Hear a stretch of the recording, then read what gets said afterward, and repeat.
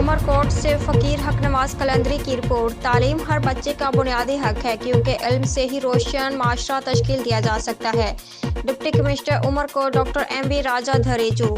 Sindh high court کے اسکولوں اور کالجوں میں اساتذہ کی حاضری سے متعلق احکامات پر عمل درآمد۔ اسکولوں کے متعلقہ مسائل کے حل، ایس ایم سی فنڈز کے استعمال کو شفاف بنانے اور اسکولوں میں فراہم کی جانے والی سہولیات کو یقینی بنانے کے لیے ڈپٹی کمشنر عمر کوٹ ڈاکٹر ایم بی راجہ دھریجو نے اپنے دفتر میں محکمہ تعلیم عمر کوٹ کے افسران کے ساتھ اجلاس منعقد کیا۔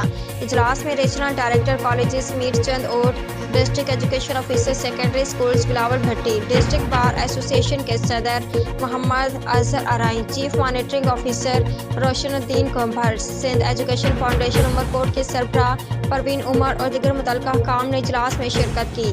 اس موقع پر ڈپٹی کمشنر عمر کوٹ نے کہا کہ تعلیم ہر بچے کا بنیادی حق ہے جس سے روشن معاشرے کی تشکیل میں بھی مدد ملے گی، اس لیے ضروری ہے کہ اسکولوں میں بہتر ماحول فراہم کرنے کے ساتھ معیاری تعلیم کی فراہمی کے لیے تمام ضروری وسائل بروئے کار لائے جائیں۔